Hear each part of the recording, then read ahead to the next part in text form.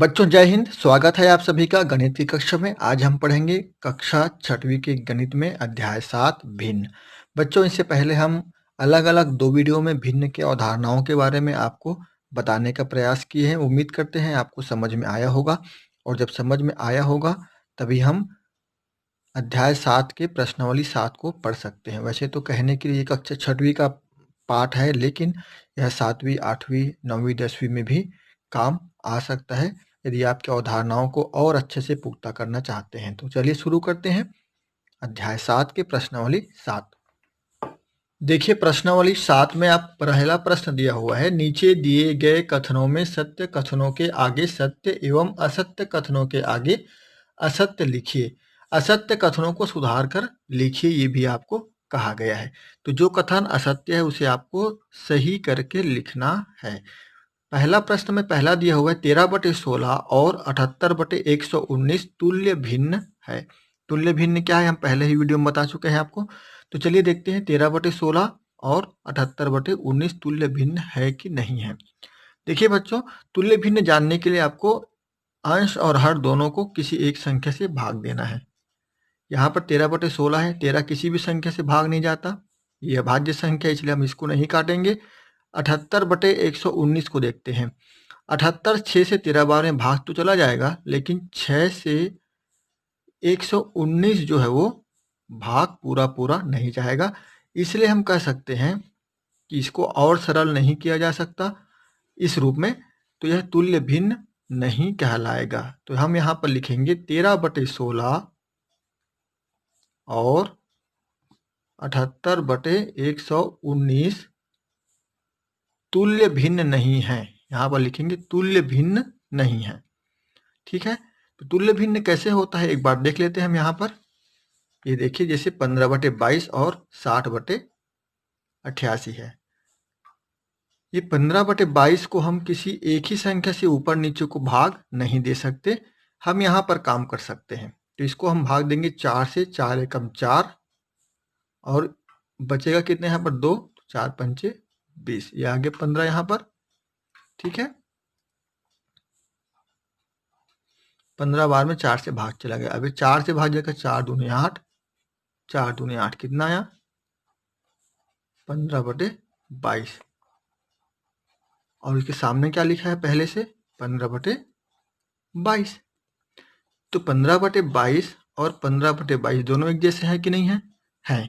इसका मतलब ये है कि 15/22 और 60/88 तुल्य भिन्न है। भले ही अलग अलग दिख रहे हो, लेकिन वास्तविक में ये दोनों एक जैसे ही हैं। इसी को हम तुल्य भिन्न कहते हैं। लेकिन यहाँ पर ऐसा नहीं हो रहा है, इसलिए तुल्य भिन्न नहीं है। हम यहाँ पर लिखेंगे 33/17। देखिए दूसरा प्रश्न है पहला का, 33/17 एक उचित भिन्न है। हम आपको पहले ही बता चुके हैं उचित भिन्न किसे कहते हैं, जब अंश छोटा हो और हर बड़ा हो। लेकिन यहाँ देखिए उल्टा हो रहा है, अंश में बड़ी राशि है और हर में छोटी राशि है, इसलिए हम इसको उचित भिन्न नहीं कहेंगे, बल्कि यह एक अनुचित भिन्न है या विषम भिन्न है। तो हम यहाँ लिखेंगे 33/17 एक अनुचित भिन्न है। यहाँ पर आपको लिखना है। ठीक है, हाँ आगे बढ़ते हैं। 15/22 और 60/88 तुल्य भिन्न है। अभी हम आपको करके बताएं यहाँ पर तुल्य भिन्न है ना। तो हम लिखेंगे हाँ ये सत्य है, सत्य लिखेंगे यहाँ पर, तुल्य भिन्न है। ठीक है, अब देखिए प्रश्न क्रमांक 4 दिया है आपको, 23/103 एक अनुचित भिन्न है।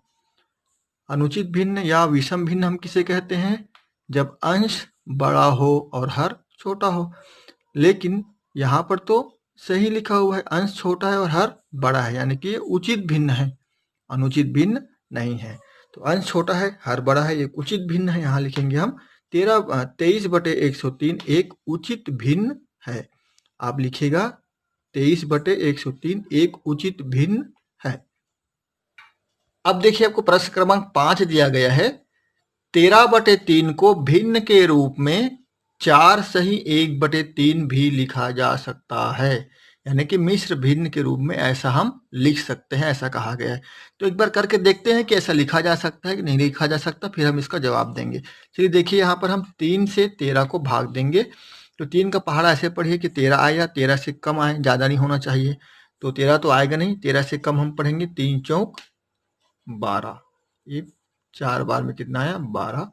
यहाँ बचेगा 1 और 1 और 1 कट जाएगा। अब हम लिखते कैसे मिश्र भिन्न के रूप में, जितने बार में भागफल आया हमारा 4, इसको हम लिखेंगे सामने में ऐसा, ठीक है। और बचा कितना शेषफल, उसको हम ऊपर लिखेंगे। किससे भाग रहे हैं, 3 से, तो 4 सही यानी 4 पूरा पूरा भाग गया, 1 बच गया, उसको हम लिखेंगे 1/3। 4 सही 1/3, इसको हम ऐसा पढ़ते हैं। तो यहाँ पर आप देखिए वही लिखा हुआ है, इसका मतलब ये है कि यह सत्य है, यहाँ पर हम लिखेंगे सत्य। अब देखिए 3/2 छोटा है 2/3 कहा गया है। बच्चों आप यहीं पर ध्यान दीजिए, यदि अंश बड़ा हो हर छोटा हो, और वहीं पर देखिए वही संख्या को लेकर ऊपर नीचे किया गया है, अंश छोटा है हर बड़ा है, तब ऐसे सवाल में निश्चित रूप से जिसका अंश बड़ा होता है वही बड़ा होगा, ठीक है।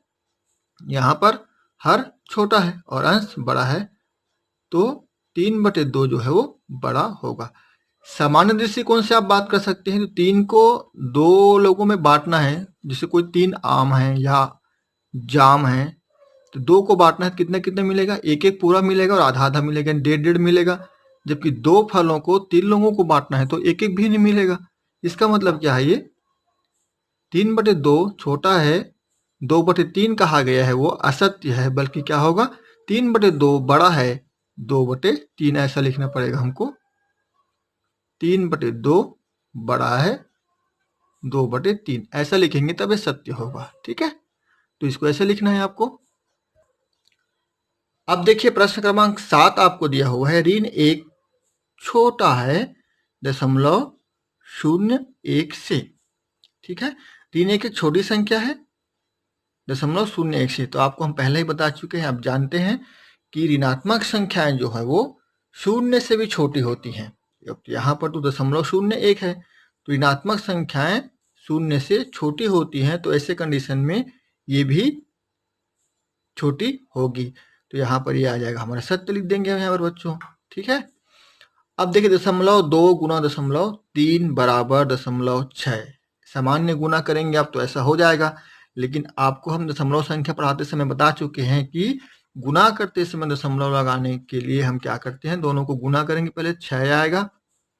अब 2 अंकों के बाद लगाना है, यहाँ पर 1 अंक है, यहाँ पर 1 अंक है, 2 अंकों के बाद दशमलव लगाएंगे यहाँ पर, लेकिन यहाँ पर तो उत्तर एक ही अंक में आया है, तब हम क्या करते हैं, 1 0 सामने बढ़ा देते हैं, दशमलव यहाँ लगाएंगे, और दशमलव साफ साफ दिखे इसके लिए 1 0 यहाँ पर और खड़ा कर देते हैं, तो 0.06 इसका सही उत्तर होगा, इसलिए ये असत्य है ना। 0.2 गुना 0.3 बराबर 0.6, ये कथन असत्य है, सत्य क्या होगा, ये होगा, आप लिखेंगे 0.2 गुना 0.3 बराबर 0.06, पहले असत्य लिखेंगे फिर लिखेंगे, ठीक है। हाँ, अब देखिए प्रश्न क्रमांक 9, 135 बटे, यहाँ देखिए इकाई, दहाई, सैकड़ा, हजार, 10,000, 135 बटे 10,000 बराबर 0.0135 होता है। आप इसको 135 नहीं पढ़ेंगे, यहाँ पर को दशमलव के बाद वाली संख्याओं को एक एक करके पढ़ा जाता है, आपको हम बहुत बार बता चुके हैं। तो ये सत्य है, कैसे सत्य है, देखिए यहाँ शून्य गिनिए 1 2 3 4, यहाँ गिनिए अंकों को 1 2 3 4, तो 4 अंक के पहले यहाँ लगा हुआ है दशमलव, या दशमलव के बाद 4 अंक है जो लिखा हुआ है वो, है ना। यहाँ पर दशमलव के लिए कैसे जानेंगे हम, 1 2 3 4, 4 शून्य यहाँ पर, तो 4 दशमलव के बाद 4 अंक होंगे, ऐसा हम जानेंगे, तो ये सही है, तो हम यहाँ लिखेंगे सत्य। यहाँ पर देखिए 0.056 गुना 1000 बराबर 56 होता है, तो देखिए यहाँ दशमलव शून्य गिनी 1 2 3, यहाँ पर संख्या गिनी 1 2 3, 3 अंक है, उसके यहाँ पर दशमलव के बाद 3 अंक है, और यहाँ पर 3 शून्य है, तो ये 56 जो आया है वो सही है। कैसे, जब हम 1000 से गुना करेंगे तो 0.3 अंक दाहिने ओर सरक जाएगा और दशमलव यहाँ पर लग जाएगा, कहाँ पर लगेगा, ये 56 के बाद यहाँ पर, तो दशमलव के बाद जो अंकों के बाद दशमलव लगता है उसका कोई मतलब नहीं होता, इसलिए हम 56 को ऐसा लिख सकते हैं, 56.000 को इस प्रकार से लिखा जा सकता है। तो यहाँ पर हम लिखेंगे सत्य है। ठीक बच्चों, ये देखिए प्रश्न क्रमांक 2, 3 और 4, ये तीनों प्रश्न के लिए हम एक अलग से वीडियो बनाएंगे विस्तार से बताने के लिए। अभी हम पढ़ेंगे इस वीडियो में 5, 6 और 7 के बारे में। देखिए लिखा है रिक्त स्थानों को भरिए। 4/5 बराबर, यहाँ पर रिक्त स्थान दिया हुआ है, यहाँ पर नीचे लिखा हुआ है 30। ठीक है, तो इसको कैसे बनाएंगे, हम कैसे जानेंगे कि यहाँ पर क्या संख्या आएगी उसको। तो इसके लिए क्या करना पड़ेगा, आपको 30 को 5 से भाग देना पड़ेगा, या आपको सोचना पड़ेगा कि 5 को किस संख्या से गुना किया गया है कि 30 आया है। तो आप तो जान जाएंगे फटाक से, 5 को 6 से गुना किया गया है। यदि पता नहीं चल रहा है तो आप यहाँ इधर वाली संख्या से जो बड़ी संख्या दिख रही है उसको आप भाग देंगे। तो 5 से 30 कितने बार में भाग जाएगा, 6 बार में भाग जाएगा। कितने बार में भाग जाएगा, 6 बार में। अब आप जानते हैं कि किसी भिन्न को हम ऊपर की संख्या यानी अंश और हर को जब एक ही किसी संख्या से गुना करते हैं तो हमको तुल्य भिन्न प्राप्त होती है ना। तो यहाँ पर देखिए 5 से 6 को गुना किया गया है तो 30 आया है, इसीलिए हम 4 को भी 6 से गुना करेंगे। यहाँ पर 4 गुना 6, तो 6 चौक कितना हो जाएगा, 24। तो यहाँ रिक्त स्थान में क्या आएगा, हमारा आंसर 24 आएगा। ठीक है, वैसे ही आपको दूसरा, तीसरा, चौथा बनाना है। यहाँ पर देखते हैं चौथा, हम 9 से 18 को भाग देंगे, कितने बार में जाएगा, 2 बार में। कितने बार में जाएगा, 2 बार में। 2 से हम ऊपर को भी गुना करेंगे, उस 4 दूनी क्या हो जाएगा, 8। तो यहाँ पर हमारा आंसर आ गया 8। ऐसे ही आपको दोनों प्रश्नों को हल करना है। आप चाहे तो बारी बारी से एक एक करके भी आप हल कर सकते हैं। पहले 4/5 को 1 से गुना कीजिए ऊपर नीचे, फिर 2 से गुना कीजिए। कैसे देखते हैं, यहाँ पर 4/5 गुना 1/1 बराबर 4/5 आएगा, ऐसा है ना। फिर 4/5 गुना 2/2 बराबर 8/10 आएगा। फिर करेंगे 4/5 गुना 3/3 बराबर 12/15 आएगा। ऐसे करते जाएंगे और जहाँ पर आपका ये उत्तर आएगा इस प्रकार से 30 आ जाएगा हर में, वहीं पर आप अंश को यहाँ से देख के लिख लेंगे। ठीक है, चलिए अब देखिए यहाँ पर प्रश्न क्रमांक 6, निम्न में से उचित व विषम भिन्न को छांटिए। तो उचित भिन्न कौन सा है, विषम भिन्न कौन सा है, या सम भिन्न और अनुचित भिन्न कौन सा है, ये हम आपको पहले बता चुके हैं। तो चलिए छांटते हैं। यहाँ पर पहला देखिए 17/4 उचित है कि अनुचित। ऊपर में बड़ी संख्या है, नीचे में छोटी संख्या है, इसलिए अनुचित भिन्न है। तो हम यहाँ पर अनुचित भिन्न के लिए ऐसा क्लास बना रहे हैं, आप समझिएगा।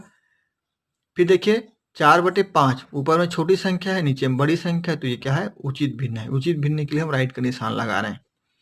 फिर देखिए 8/9 ऊपर छोटी संख्या है, नीचे बड़ी संख्या है, इसलिए भी उचित भिन्न है या सम भिन्न है।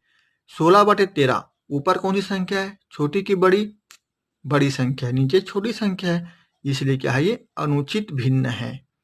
ठीक है, अब देखिए 15/16 15 छोटी संख्या है 16 से और ऊपर है, इसलिए भी उचित या सम भिन्न है। 6/5 6 बड़ी संख्या है 5 से, इसलिए अनुचित भिन्न है। 3/7 उचित भिन्न है, 8/5 अनुचित भिन्न है। अब देखिए अनुचित भिन्न या विषम भिन्न कौन कौन सा है, 17/4 16/13 6/5 8/5। और उचित भिन्न या सम भिन्न कौन कौन सा है, 4/5 8/9 15/16 और 3/7। तो आप कॉलम बना लीजिएगा, उचित भिन्न और अनुचित भिन्न।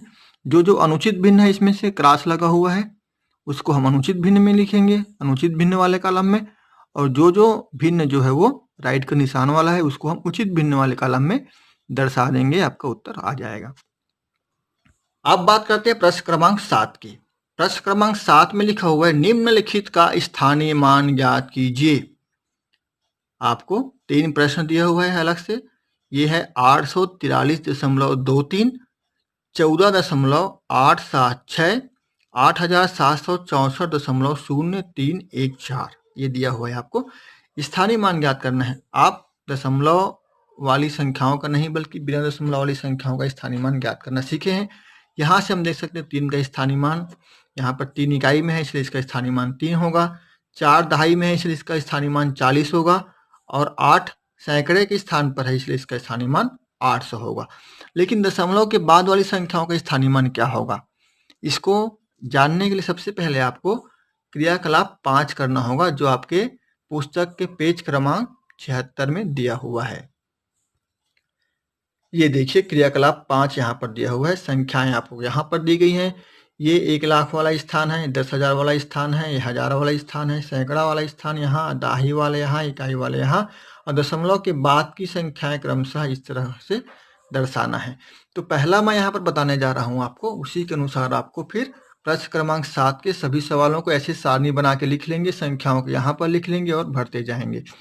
तो देखिए बच्चों यहाँ पर इकाई, दहाई, सैकड़ा, 1000, 10,000, लाख। लाख वाले स्थान पर क्या है 8 है तो हम यहाँ लिखेंगे 8 और इसको 1 लाख से गुना कर देंगे, है ना। ले यहाँ पर संख्याएं बहुत छोटी जगह है इसलिए आप यहाँ पर पूरा 1 लाख लिखेंगे और बराबर करके उत्तर लिखेंगे 8 लाख। यहाँ पर क्या लिखेंगे आप 8 लाख। फिर 10,000 वाले स्थान पर कौन सी संख्या है 3, तो यहाँ पर आप 3 गुना 10,000 कर लेंगे। ये 10,000 पूरा यहाँ पर जो लिखा हुआ उसको यहाँ पर गुना करके लिखेंगे और लिखेंगे 30,000। आप बड़ा कॉलम बनाएंगे उसमें, है ना। अब फिर 1000 वाले स्थान में देखिए क्या है, यहाँ पर कुछ नहीं है, शून्य है, तो शून्य गुना 1000 करेंगे। फिर यहाँ पर भी शून्य है, शून्य गुना 100 करेंगे। फिर यहाँ पर भी शून्य है, शून्य गुना 10 करेंगे। यहाँ पर भी शून्य है, देखिए इकाई में शून्य गुना 1 करेंगे, उत्तर जो आएगा उसको लिखेंगे। यहाँ पर भी शून्य आएगा, यहाँ पर भी शून्य आएगा, यहाँ पर भी शून्य आएगा, यहाँ पर भी शून्य आएगा। अब दशमलव वाले में देखिए हम यहाँ लिखेंगे 0.3 और इसको या तो हम 3/10 लिख सकते हैं। देखिए यहाँ पर लिखा हुआ है ना 3/10 लिखेंगे, यहाँ पे 10वां भाग है। यहाँ पर लिखेंगे ये सैकड़े वाले भाग में 100वें भाग में दशमलव के बाद दूसरा स्थान में है क्या 2, तो उसको हम लिखेंगे 0.02 दूसरे स्थान में, इसलिए यहाँ पर दूसरे स्थान में यहाँ पर तो उसको दर्शाएंगे। 5 तीसरे स्थान में तो यहाँ पर लिखेंगे 0.005 तीसरे स्थान, देखिए दशमलव के बाद तीसरा स्थान 1 2 3 और 7 चौथे स्थान में, इसलिए हम यहाँ पर लिखेंगे 0.0007 चौथे स्थान में। देखिए दशमलव के बाद 0.007। ठीक ऐसे ही आपको यहाँ पर भी बताना है। इसको हम लिख सकते हैं 3/10, इसको लिख सकते हैं 2/100, इसको लिख सकते हैं 5/1000, इसको लिख सकते हैं 7/10,000। ठीक है, वैसे ही आपको यहाँ पर भी इन सवालों को आप लिख लेंगे, सारणी बना लेंगे और उसी के अनुसार बनाएंगे। उसके बाद बच्चों सबसे महत्वपूर्ण जो बात आती हुई है, जिसको मैं हर बार बच्चों को कहता हूँ, हमने सीखा वाले कॉलम को आप बिल्कुल पढ़िएगा, अपने कॉपी में इसको नोट में लिखिएगा और ध्यान दीजिएगा कि यहाँ पर क्या लिखा हुआ है। यहीं से खाली स्थान के सवाल बनते हैं और बहुत ज्ञानवर्धक बातें यहाँ पर लिखी होती हैं। जैसे एक पढ़ के बता रहा हूँ मैं आपको, देखिए यहाँ पर लिखा है जब दो भिन्नों का गुना करते हैं तब अंश का अंश से एवं हर का हर से गुना हो जाता है। ठीक है, ऐसे ही बहुत सारी बातें हर बार पाठ की समाप्ति में आपको दिया रहता है, उनको आपको पढ़ना चाहिए। वैसे तो बुक के सभी पेजों को आपको ध्यान से पढ़ना चाहिए ताकि गणित अच्छे से समझ में आए। तो मिलेंगे प्रश्न क्रमांक 2, 3 और 4 के लिए अगले वीडियो में, तब तक के लिए आप सभी को जय हिंद।